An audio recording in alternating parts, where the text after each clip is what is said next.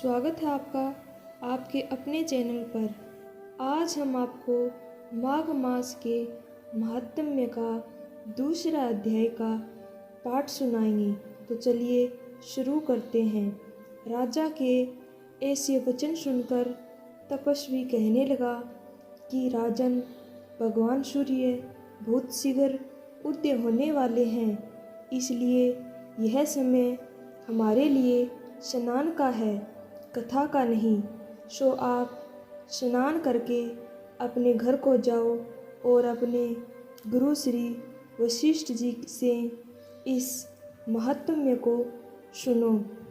इतना कहकर तपस्वी सरोवर में स्नान के लिए चले गए और राजा भी विधि पूर्वक सरोवर में स्नान करके अपने घर लौटा और रनिवास में जाकर तपस्वी की सब कथा रानी को सुनाई। तब सूत जी कहने लगे कि महाराज राजा ने अपने गुरु वशिष्ठ जी से क्या प्रश्न किया और उन्होंने क्या उत्तर दिया, सो कहिए। व्यास जी कहने लगे, हे सूत जी, राजा दिलीप ने रात्रि को सुख से सोकर प्रातः समय ही अपने गुरु वशिष्ठ के पास जाकर उनके चरणों को छूकर प्रणाम करके नम्रता से पूछा कि गुरुजी, आपने आचार, नीति, राज्य, धर्म तथा चारों वर्णों को, चारों आश्रमों की क्रियाओं, दान और उनके व्रत, विधान, यज्ञ और उनकी विधियाँ, वन, उनकी प्रतिष्ठा तथा भगवान विष्णु की आराधना बतलाई है। परंतु अब मैं आपसे माघ मास के स्नान के महात्म्य को सुनना चाहता हूँ। सो हे तपोधन, नियम पूर्वक इसकी विधि समझाइए। गुरु वशिष्ठ जी कहने लगे कि हे राजन, तुमने दोनों लोकों के कल्याणकारी, वनवासी तथा गृहिणियों के अंतःकरण को पवित्र करने वाले माघ मास के स्नान का बहुत सुंदर प्रश्न पूछा है। मकर संक्रांति में सूर्य के आने पर माघ मास में स्नान का फल गौ, भूमि, तिल, वस्त्र, स्वर्ण, अन्न, घोड़ा आदि दानों तथा चंद्रायन और ब्रह्मांड पूर्ववर्त आदि से भी अधिक होता है। वैशाख तथा कार्तिक के जप, दान, तप और यज्ञ बहुत फल देने वाले हैं, परंतु माघ मास में इनका बहुत ही अधिक फल होता है। माघ मास में स्नान करने वाला पुरुष राजा और मुक्ति के मार्ग को जानने वाला होता है। दिव्य दृष्टि वाले महात्माओं ने कहा है कि जो मनुष्य माघ मास में सकाम या भगवान के नियमित पूर्वक माघ मास में स्नान करता है, वह अत्यंत फल वाला होता है। उनको शरीर की शुद्धि, प्रीति, ऐश्वर्य तथा चारों प्रकार के फलों की प्राप्ति होती है।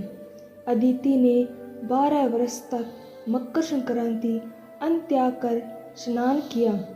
इससे तीनों लोकों को उज्जवल करने वाले 12 पुत्र उत्पन्न हुए। माघ मास में करने से रोहिणी सुभगा अरुंधति दानशील हुई और इंद्राणी के समान रूपवती होकर प्रसिद्ध हुई।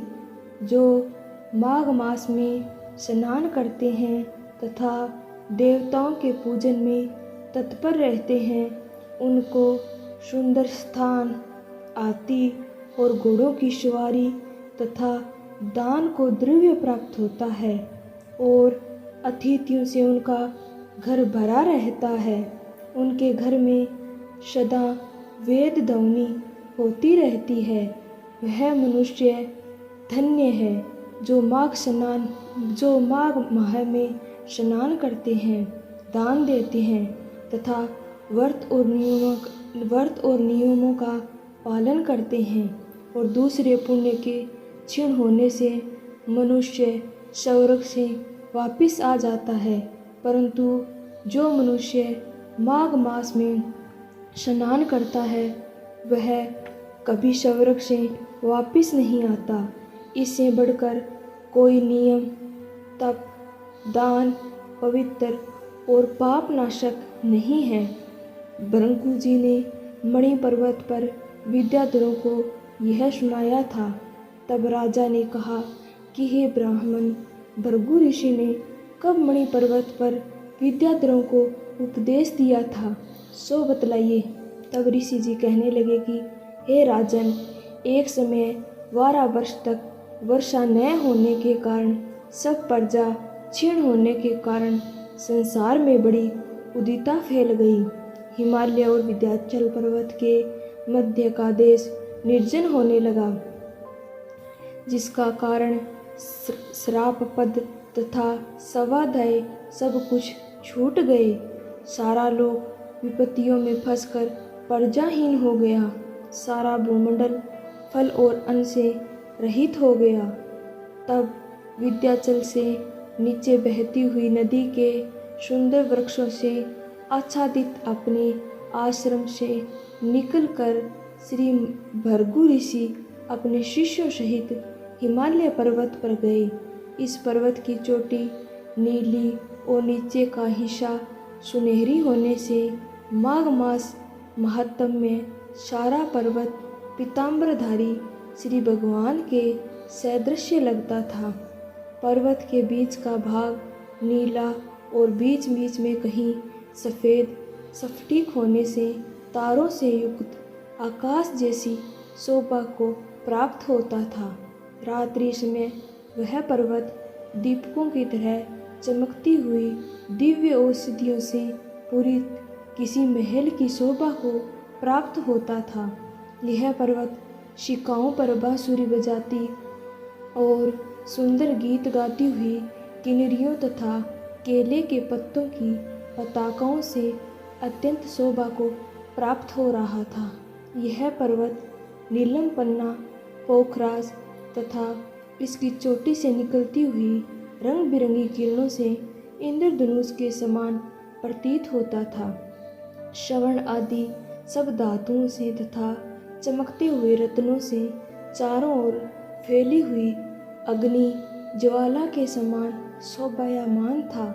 इसकी कदराओं में काम पीड़ित विद्याधरी अपने पत्नियों के साथ आकर रमण करती हैं और गुफाओं में ऐसे ऋषि मुनि जिन्होंने संसार के सब क्लेशों को जीत लिया है, रात दिन ब्रह्मा का ध्यान करते हैं और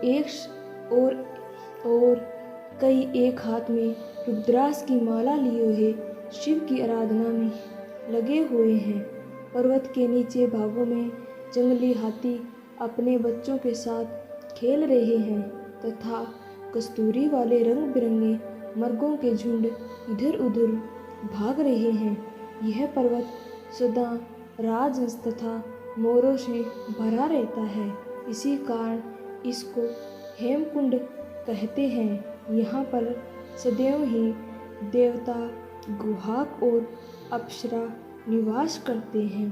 तो आपको हमारा माघ मास का महात्म्य का दूसरा अध्याय कैसा लगा, कमेंट बॉक्स में ज़रूर बताना और चैनल को सब्सक्राइब करना ताकि इसी प्रकार आपको वीडियो मिलती रहे। धन्यवाद।